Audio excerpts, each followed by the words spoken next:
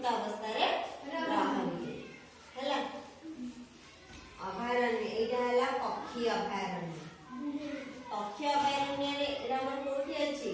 ଚିଲିକାରେ ଅଛି। କାହିଁକି ନା ସେଠି ସବୁ ବିଭିନ୍ନ ନାନା ଦେଶ ବିଦେଶରୁ ସବୁ ପକ୍ଷୀ ଆସନ୍ତି, ଏଇ ଶୀତ ଦିନିଆ ବେଶୀ ଆସନ୍ତି, ସେଠି ସବୁ ରହନ୍ତି ହେଲା। ମାଛ ଫାଛ ସବୁ ଖାଆନ୍ତି, ଖାଇକି ପୁଣି ତାଙ୍କ ଯେତେବେଳେ ସିଜିନ୍ ସରିଯିବ ସେ ପୁଣି ପଳାନ୍ତି ହେଲା। ପକ୍ଷୀ ଅଭୟାରଣ୍ୟ ଯାଆନ୍ତି। ତାପରେ ଆସିଲା ବାଘ ଅଭୟାରଣ୍ୟ। ବାଘ ଅଭୟାରଣ୍ୟ ମାନେ ସେଠି ଖାଲି ବାଘ ମାନେ ହିଁ ରହନ୍ତି। ବାଘ ମାନେ ସବୁ ସୁରକ୍ଷିତ ଅବସ୍ଥାରେ ଥାଆନ୍ତି। ସେ ବାଘ ଅଭୟାରଣ୍ୟ କୋଉଠି ଅଛି?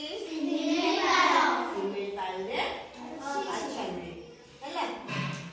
ସେଠି ଶିମିଳିପାଳ ହେଲା, ସେଠି ସେ ବାଘ ମାନେ ସବୁ ରହନ୍ତି ଅଭୟାରଣ୍ୟ। ତାପରେ ଆସିଲା କି ଅଭୟାରଣ୍ୟ? ହାତୀ ଅଭୟାରଣ୍ୟ। ସେଠି ହାତୀ ମାନେ ସବୁ ସୁରକ୍ଷିତ ଅବସ୍ଥାରେ ରହନ୍ତି। ସେଟା କୋଉଠି ଅଛି?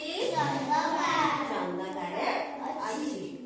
ତାପରେ ଆସିଲା ବଉଳ କୁମ୍ଭୀର। ବଉଳ କୁମ୍ଭୀର କେଉଁଠାରେ ଅଛି? କୁମ୍ଭୀର ଆମର ଗୋଟେ ହେଲା ବଉଳ କୁମ୍ଭୀର ମାନେ ସେଠି ଟିକରପଡା, ସେଠି ବଉଳ କୁମ୍ଭୀର ସବୁ ପାଣି ଥାଏ, ସେ ସବୁ କୁମ୍ଭୀର ମାନେ ସେଠି ଆରାମସେ ରହନ୍ତି ହେଲା। ଆଉ ଆସିଲା ଏଇଟା ଖାଲି ଗୋଟେ କୁମ୍ଭୀର, ବଉଳ କୁମ୍ଭୀର ଆଉ ଗୋଟେ ଖାଲି କୁମ୍ଭୀର। ସେ କୁମ୍ଭୀର ଏଇ କୁମ୍ଭୀର ମାନେ କୋଉଠି ରହନ୍ତି? ଭିତର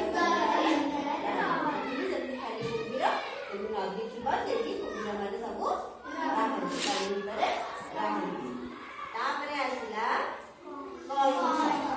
କଇଁଛ ଗହିରମଥାରେ ଅଛି। ସେଠି ସେମିତି କଇଁଛ ଆମର କେତେ ପ୍ରକାର କଇଁଛ ଅଛନ୍ତି।